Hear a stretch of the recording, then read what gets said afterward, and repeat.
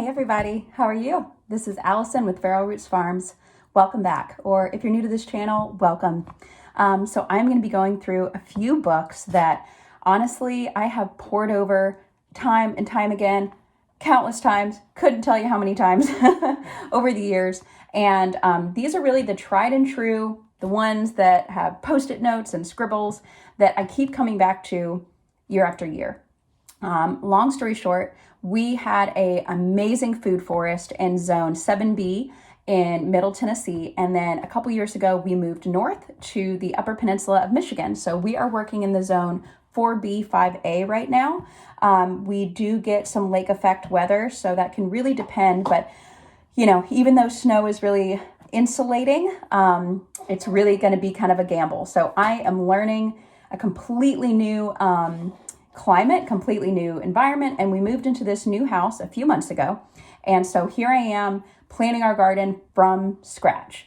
So I've been poring over these books, and I thought, especially for anyone, even if you have never started a garden, if you have a garden that's 20 years old, maybe you don't know these. And specifically, there's I think one right now, probably the one on top, that is specific towards maybe a little more cold hardy environments. Because like I said, I am getting used to something completely different that's really out of my comfort zone, and it's a shorter growing season. So, you know, I have a lot of ideas, and I'm really excited. It's what's keeping me going when we have this beautiful snow on the ground, and there is a time and a place for winter. Oh, sorry, this is Leaf, one of our two cats.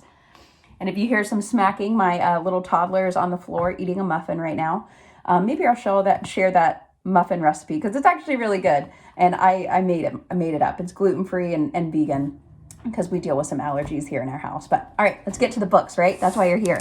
So here we go. Not too many, not too few. All right, so one of my favorites that I am still reading, but I put a lot of notes in and made a lot of notes and then ordered some of our stuff for spring accordingly, is The Cold Hardy Fruits and Nuts by Allison Levy and Scott Serrano. Hopefully I'm saying those names right. They have a beautiful website, really good Instagram as well, I believe, that I checked out. And there's also a tour. I might have mentioned in a previous video, but I love this so much. It has helped me incredibly learn a lot about being in a colder zone. But there's a great interview with Summer Rain Oaks of this couple, of their property. And I believe they do tours as well. They're in the Hudson Valley. But it's not in as cold zone as we are. I think they might be 6A.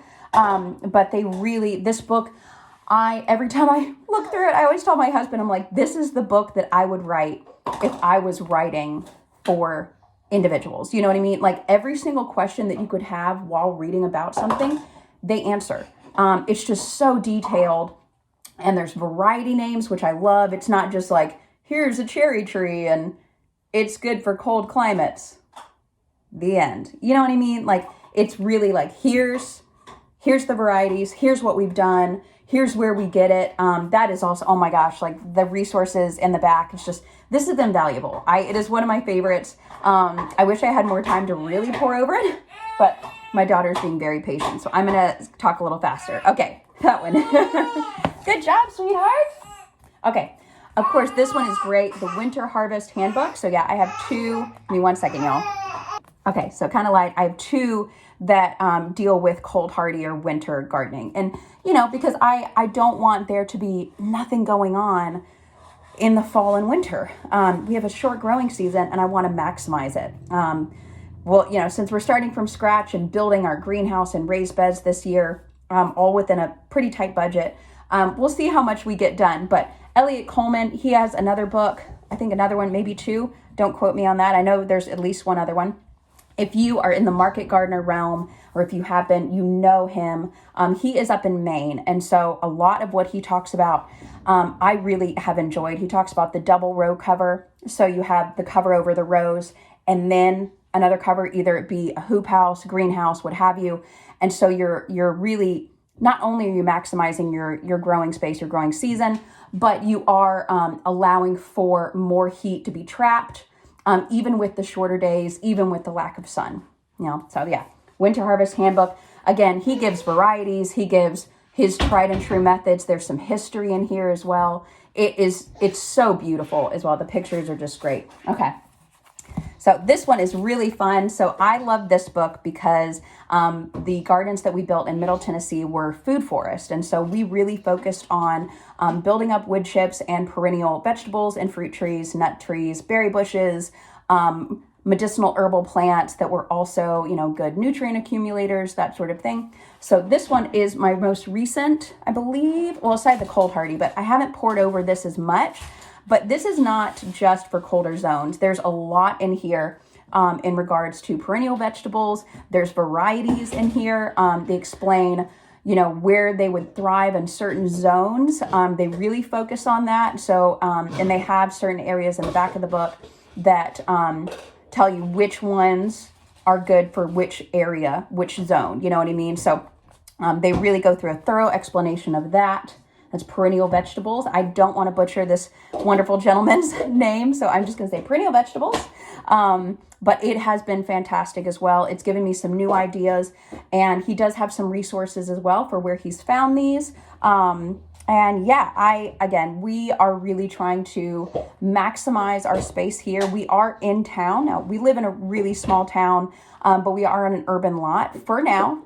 We have big dreams for the future, but I am trying to be, like, I'm sure a lot of you out there probably watching this, I'm trying to be really patient with myself and use what I have now, be patient, and prove to myself that I can show up for the property that I am caring for at this moment. I think that's what's most important. It's really easy to see, what others have, and the grass is always greener, but, do we really maximize what we're doing with what we have now before we dream bigger? And right now, we haven't. So, and that happened to us. We maxed out on our third of an acre where there really was no more growing space, and then we moved. So perfect. Okay, this one, I absolutely love this book so much. The Living Soil Handbook, Jesse Frost. There's not a book like it in this list because he does focus on soil. Good job, sweetheart. He does focus on soil, and his podcast, the No-Till Market Garden podcast, I listen to it so often. I don't listen to it as much as I would like, chasing around my little girl, but he is just such a wealth of knowledge and very just wonderful personality, very engaging, witty.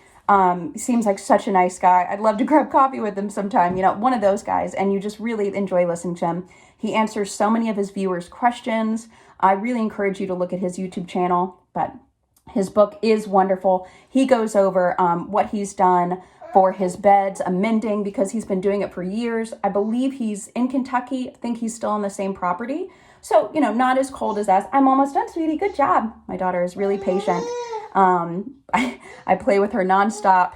We are together 24/7. So when I can, I try to make these videos. Thank you for your patience. All right, there's that one. We got 2 more. Good job, sweetheart. 1 second, y'all. Thank you. Okay. All right, 2 more, and then we're good. Then it's playtime. So as you can see, this one is the one that I have had the longest, and I've poured over the most because I can't even say everything. I would say this, though, shows up a lot when people are talking about permaculture. It might be one of the number 1 books that pops up because it just has everything. You think you know everything about permaculture and gardening, and then you read this and you're like, wow, I did not think of that. And also, that being said, I'm going to pick up my last book, which is about permaculture as well. It's The Garden Awakening by Mary Reynolds. And this one it's so beautiful. There's a lot of Irish lore in here, but she talks about herbal spirals, and it's just there's a little bit more spirituality in this, not necessarily religion, but spirituality, more lore, like I said, and really gets to the heart and soul of gardening and communing with nature, that sort of thing. This one is definitely one that will touch your heart.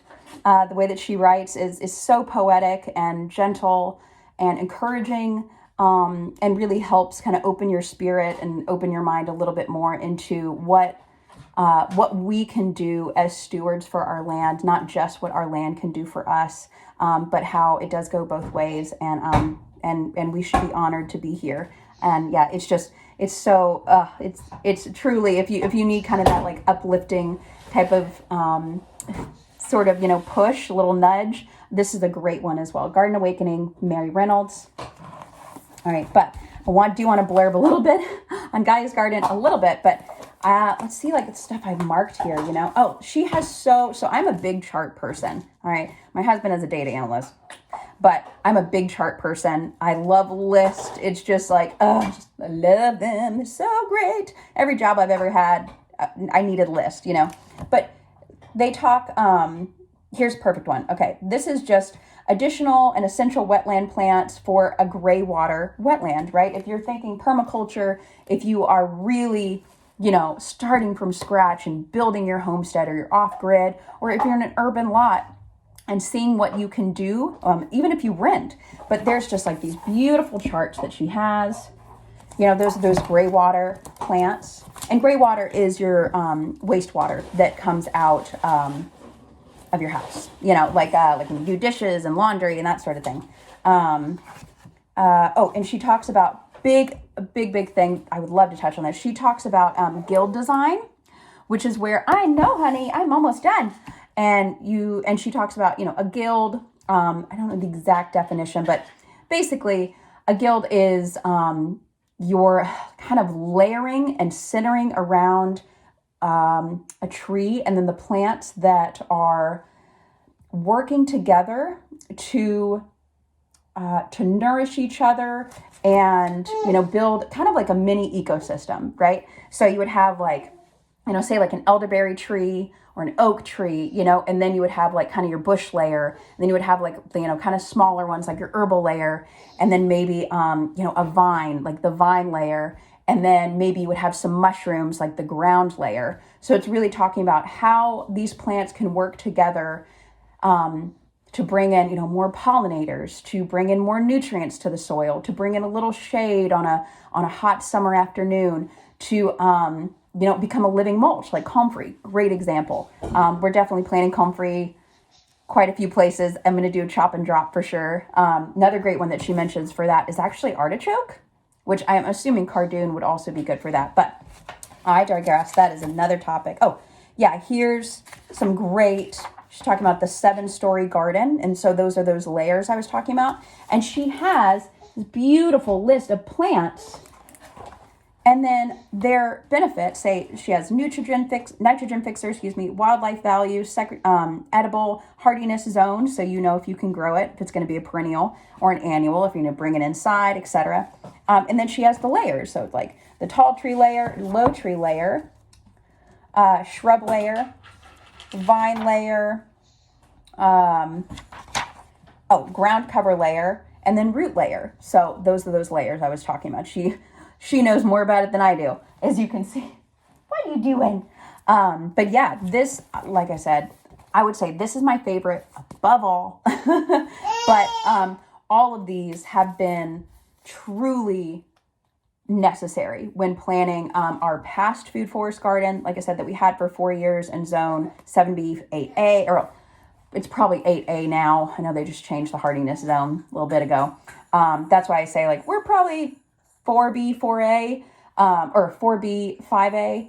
But to be honest, because we have a lot of snow and we might have some cold snaps, I'm more leaning towards the 4B just to be safe.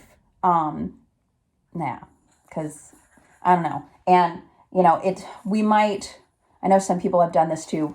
I can explain this in our garden plans in a different video, but I don't know if I'm going to be planting our fruit trees in ground, or I might pot them up and let them establish a stronger root system this year. I haven't decided yet.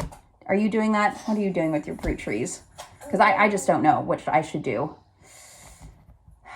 I don't know. It's a tough decision. Maybe I'll plant a few and then see what happens. Oh, I don't know. All right. Those are the books, though, y'all. Thank you for listening. We go. Give you a little shot of them right there. You can screen capture. Yes. My beautiful daughter that I'm about to go play with, and probably eat some lunch soon. Oh yeah. And the sun is shining. Still got snow on the ground, of course. We're going to probably have that for a few more months, but beautiful. We need it. Beautiful snow. And thank you for listening. Again, I'm Allison at Feral Roots Farms, and that was my, I would say, permaculture must-have gardening books. But I think next time I want to do a video soon on the books that we've used to plan our medicinal garden, because I make so much herbal tea multiple times a day. I make salves, oils, tinctures, that sort of thing. And I'm really trying to hone that craft. Good job, sweetie. I'm really trying to get better at that, with the time that I have. So I will, I think a lot of us, I prefer to grow my own if I can, depending on our space. But this year, with a toddler, being a first-time mom, and like I said, my husband works 2 jobs, I'm really not going to try to push myself and stress myself out. If everything goes to hell, then it does, and that's okay. Like, we have learned, my husband and I have killed probably more plants than I could count. But we've learned in the process. If you're a gardener, But all right, that's enough babbling for this afternoon, or evening, wherever you are. But all right, I'm Allison. Thank you all for being here, and I hope you have a beautiful rest of your day or morning, wherever you are, however you are. Bye.